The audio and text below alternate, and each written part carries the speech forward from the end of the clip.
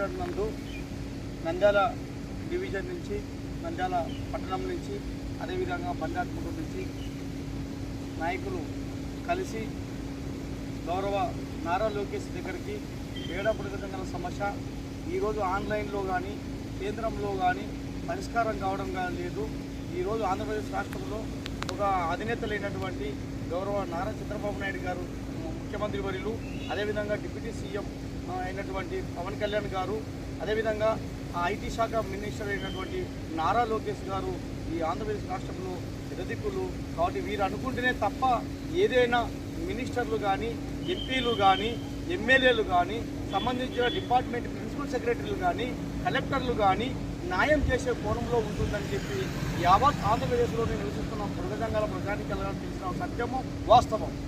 ఆ కోణంలోనే ఈరోజు ముఖ్యమంత్రిని కలిసేది ఉంది. కానీ దురదృష్టవశాత్తు ముఖ్యమంత్రి వారు వేరే మీటింగ్ పోవడం వల్ల గౌరవ నారా లోకేష్ దగ్గర ఆఫీస్ ఇంటి దగ్గర పోయి కలవడం జరిగింది. కలిసినప్పుడు తక్షణం ఆయన చెప్పాడు, అయ్యా నేను యువకాలం యాత్ర వచ్చినప్పుడు ఇట్లా ఆంధ్రప్రదేశ్, తెలంగాణ, ఇది రాయలసీమ అయితేనేమి, కోస్తా ప్రాంతంలో అయితేనేమి మృగజంగంలో జరుగుతున్న న్యాయం చేయాలని చెప్పి తెలియజేశారు. అదేవిధంగా మీరు ముఖ్యమంత్రి వారిని కూడా మీకు హామీ ఇచ్చారని చెప్పి ఇన్ని ఎవిడెన్స్తో తీసుకొచ్చారు. కాబట్టి తక్షణమే కేంద్రంలో న్యాయం చేయాలని సంబంధించిన అధికారులకు ఒక నోట్ ఫైల్ పెట్టండి. ఇది నేను ఇంపార్టెంట్, నేను మాట ఇచ్చాను యువకాలంలో, ఖచ్చితంగా ఇది న్యాయం చేయాలి. ఇది సఫర్ అవుతున్నారు ఆ కమ్యూనిటీ వాళ్ళు. నాకు ఎంతో యువకాలంలో ఎన్నో సమస్య వచ్చింది, ఇది అత్యధికంగా వచ్చింది, దీన్ని పరిష్కరిస్తానని చెప్పి హామీ ఇవ్వడం జరిగింది. అదేవిధంగా ఆన్లైన్లో న్యాయం చేస్తారు. దీనివల్ల విద్యా ఉద్యోగ సంక్షేమ పథకాలు నష్టం జరగకుండా, అడ్మిషన్లు పోకుండా ఉంది. ఇప్పటి వరకు ఆన్లైన్లో ఏ కుల పునాది లేకపోవడం, ఏ రిజర్వేషన్ లేకపోవడం అన్యాయం జరుగుతుంది. దీనికి తక్షణమే న్యాయం చేయాలని చెప్తే సాంఘిక సంక్షేమ శాఖ డిపార్ట్మెంట్ రాయడం జరిగిందని కూడా తెలియజేస్తున్నాను. కాబట్టి అదేవిధంగా ఇక్కడ ప్రిన్సిపల్ సెక్రటరీ కన్నబాబు సార్ గారికి దగ్గరకు వస్తే ఇక్కడ నుంచి ఫైలు మన డీడీ సోషల్ వెల్ఫేర్ డీడీ గారికి ఆడిపోయిందంటే ఇప్పుడు డీడీ వారి దగ్గరికి పోవడం జరుగుతుందని కూడా ఈ సందర్భంగా నేను తెలియజేస్తున్నాను. అక్కడి నుంచి ఇక్కడ వచ్చినాకనే ఈ ఫైల్ తొందరగా ఒక వారం లోపలనే ఆన్లైన్లో నమోదు చేస్తాము.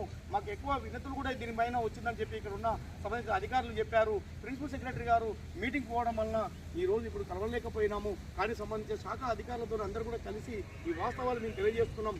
ఆంధ్రప్రదేశ్ నివసిస్తున్న మృగజంగాలారా గమనించండి.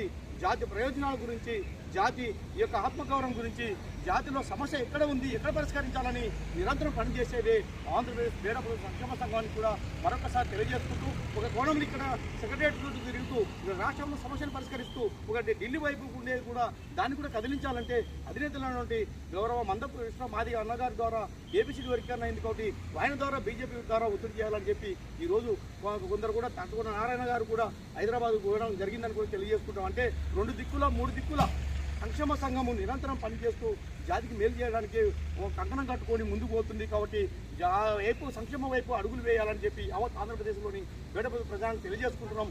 ఆ రోజే త్వరగా మనం విజయం సాధించుకోగలుగుతామని కూడా మరొకసారి తెలియజేసుకుంటూ సెలవు తీసుకుంటున్నాను. జై హింద్, జై బుడగజంగం, జై జై బుడగజంగం. మాట్లాడతారా?